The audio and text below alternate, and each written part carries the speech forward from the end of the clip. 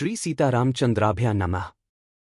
वाल्मीकि रामायण अयोध्याकांड सर्ग 50 श्लोक 1 से 15। श्रृंगवेरपुर गंगातट और गुह का सत्कार। सत्यं शिवम सुंदरम श्रीराम। श्रीमद्वाल्मीकीय रामायण। श्री सहित दिनकर बंसभूषण काम बहु छवि सोहई। नव अंबुधर बरगात अंबरपीत सुर मन मोहई। मुकुटांग दादी विचित्र भूषण अंग अंगन ही प्रति सजे।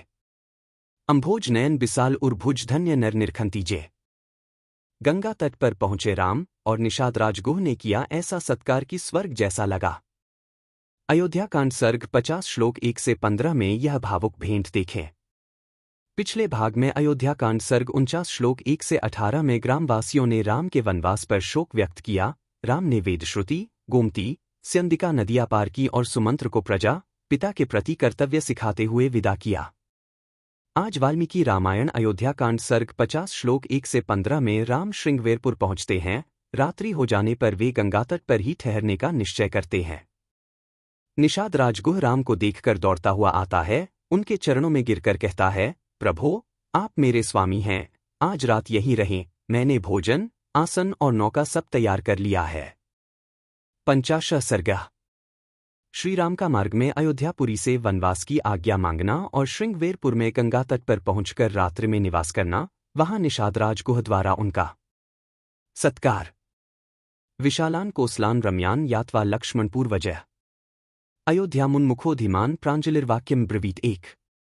इस प्रकार विशाल और रमणीय कोसल देश की सीमा को पार करके लक्ष्मण के बड़े भाई बुद्धिमान श्री रामचंद्र जी ने अयोध्या की ओर अपना मुख किया और हाथ जोड़कर कहा, एक अपृच्छेत्वां पुरिश्रेष्ठे काकुत्स्थ प्रपालिते देवतानी च यानी त्वा पाल्यन्त्याव संति च दो।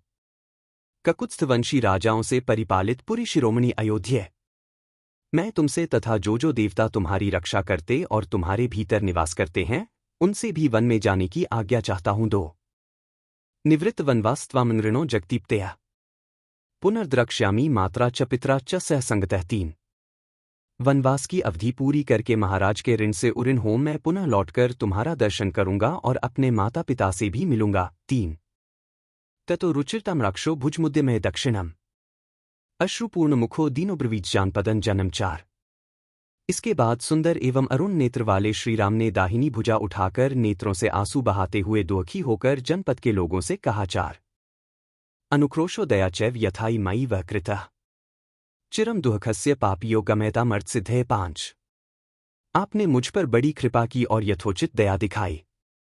मेरे लिए आप लोगों ने बहुत देर तक कष्ट सहन किया।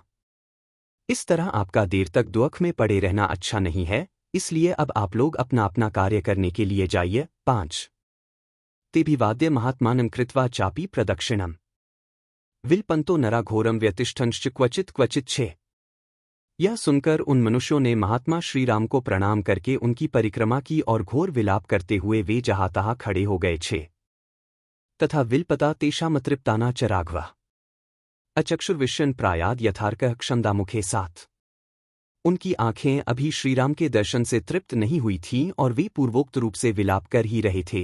इतने में श्री रघुनाथ जी उनकी दृष्टि से ओझल हो गए, जैसे सूर्य प्रदोष काल में छिप जाते हैं। 7 ततो धान्यज्ञोपेतान दानशील जनान शिवान अकुतश्चिद्भयान रम्यांश्चैत्ययुपसमावृतान 8 उद्यानामृवनोपेतान संपन्नसलीलाश्यान तुष्ट पुष्ट जनाकीर्णान गोकुलाकुलसेवितान 9 रक्षणीयान नरेन्द्राणा ब्रह्मघोषाभिनादितान रथेन पुरुष व्याघ्रह कोसलानत्य वर्तत। 10 इसके बाद पुरुष सिंह श्रीराम रथ के द्वारा ही उस कोसल जनपद को लांघ गए, जो धनधान्य से संपन्न और सुखदायक था। वहां के सब लोग दानशील थे। उस जनपद में कहीं से कोई भय नहीं था। वहां के भूभाग रमणीय एवं चैत्य वृक्षों तथा यज्ञ संबंधी यूपों से व्याप्त थे। बहुत से उद्यान और आमों के वन उस जनपद की शोभा बढ़ाते थे। वहां जल से भरे हुए बहुत से जलाशय सुशोभित थे। सारा जनपद हृष्टपुष्ट मनुष्यों से भरा था, गांवों के समूहों से व्याप्त और सेवित था।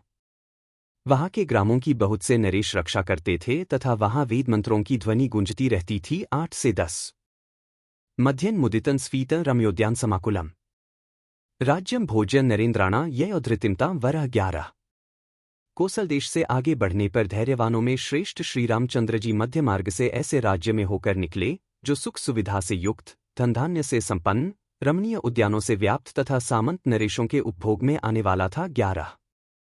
तत्र त्रिपथका दिव्यांशी तोयाम शैवलाम ददर्श राघवो गंगा रम्यम ऋषि निषेविताम 12। उस राज्य में श्री रघुनाथ जी ने त्रिपथगामिनी दिव्य नदी गंगा का दर्शन किया, जो शीतल जल से भरी हुई, सेवारों से रहित तथा रमणीय थी। बहुत से महर्षि उनका सेवन करते थे। 12।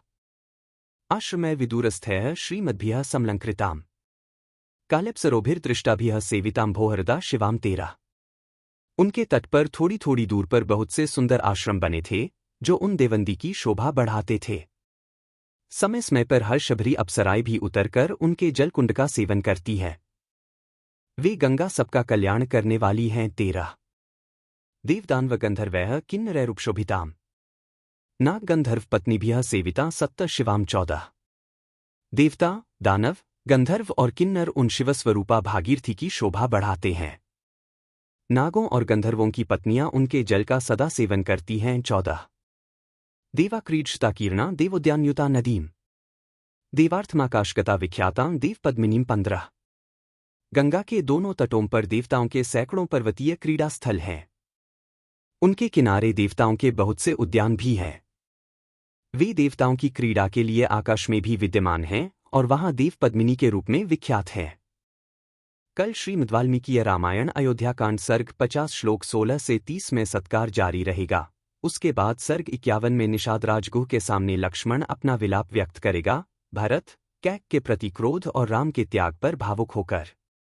यदि वाल्मीकि रामायण अयोध्या कांड सर्ग 50 श्लोक 1 से 15 में श्रृंगवेरपुर गंगातट, निषाद राजगुह का निष्ठापूर्ण सत्कार और राम की विनम्रता आपको प्रेरित कर रही हो, तो वीडियो लाइक करें, शेयर करें और सब्सक्राइब कर बेल दबाएं। कल सर्ग 50 शेष प्लस सर्ग 51 लक्ष्मण विलाप का इंतजार रहेगा। बार बार बर मागो हर्षी देहु श्रीरंग पद सरोज अनपाइनी भक्ति सदा सत्संग। कथा विसर्जन होत है, सुनो वीर हनुमान। जो जन जंग से आए हैं, सो तंग कर ही पयान। बोलो सियावर रामचंद्र जी की जय। राम भक्त हनुमान जी की जय। उमापति महादेव जी की जय। मंगल भवन अमंगलहारी। द्रवहु सुतसरथ अजिर बिहारी। दीन दयाल बिरिदु संभारी, हरहु नाथ मम संकट भारी। जय सिया राम जय जय सिया राम।